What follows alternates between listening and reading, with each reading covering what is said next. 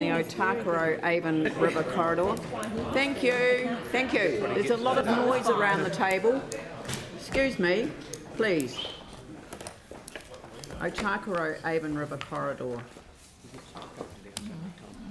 Thanks, Len. The purpose of this paper is to give Council an update on the activities specifically within the Otakaro Avon River Corridor, but we will also touch on some broader activities and relationships in the other red zone areas. I'll take the paper as read and just provide a couple of verbal updates on a couple of important points that have occurred since the time that the paper was submitted.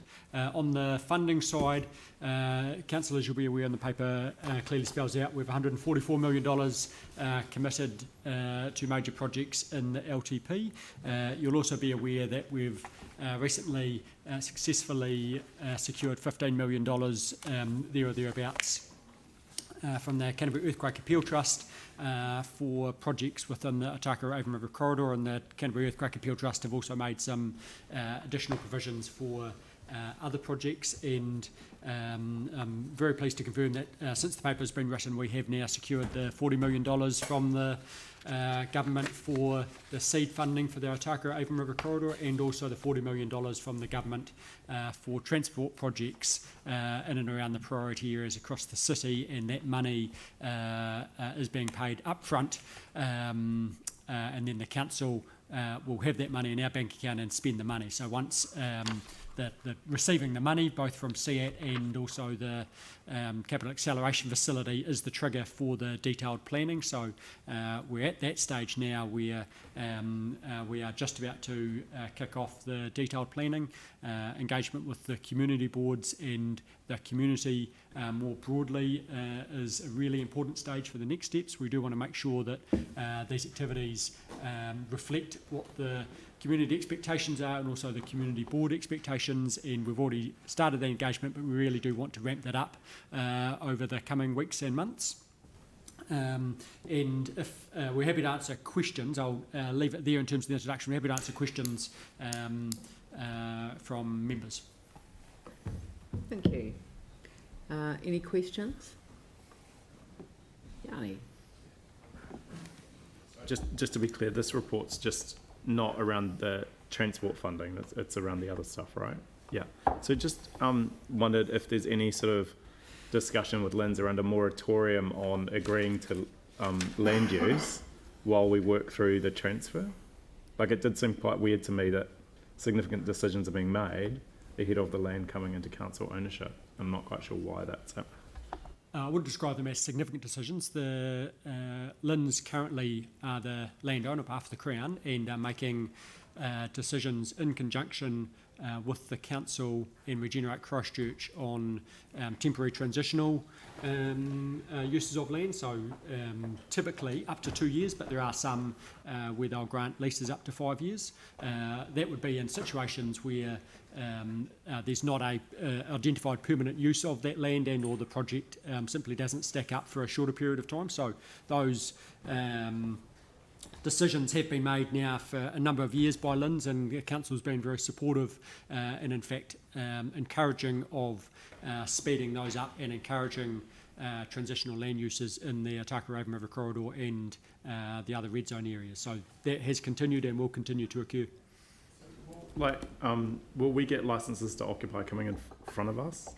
Like, what's the process for us signing off at a governance level? We're going to report back to you probably within the next 6 weeks to 2 months on the exact process. What we do need to make sure of is that we, as the council, which is different to the Linz requirements, meet our obligations under the Local Government Act, and that includes our consultation and consideration of significance under the Local Government Act. So we're currently working on the process, and that's referred to in Officer Recommendation number 4. So we haven't finalised that piece of work, so I wouldn't be speculating on what that would recommend to you, but that'll come back to you shortly. But just so I'm clear, like, so in the meantime, in the transitional period, things will be approved by council for licence to occupy? Approved by Linz? Well, maybe if I just give the Eden project example, where I understand that council and Linz agreed to that, but as a councillor, I don't think we had a report. It was a Linz decision. Linz have the are the landowner, and so they make the decision. Okay.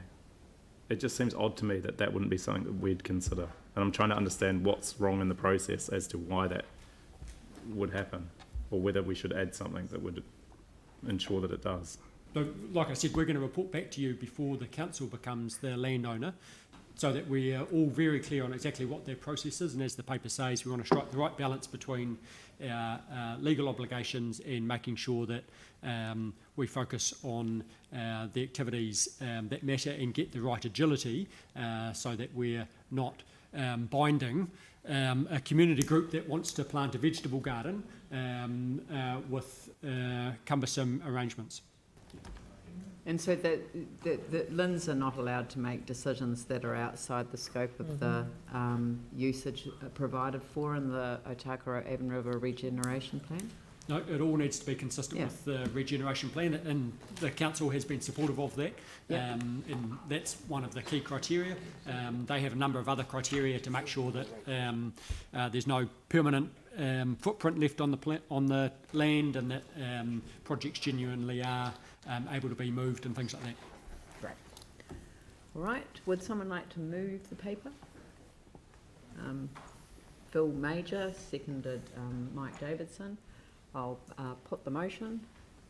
Oh, actually, before I put the motion, let me just say that this is a great step forward for what I believe will be the legacy of the earthquake experience. As a former red zoner myself, I have a particular connection with this project, well, the whole regeneration corridor, and a deep and abiding affection for the part of the area that I lived in, and just to know that community groups now will have a way of seeing, their future unfold, and that they're very much at the heart and the centre of everything that unfolds in front of them. I just think it's great. So congratulations, good work, and look forward to further progress. Now I'll put the motion. All those in favour say aye. Those opposed say no. That's carried. Thank you.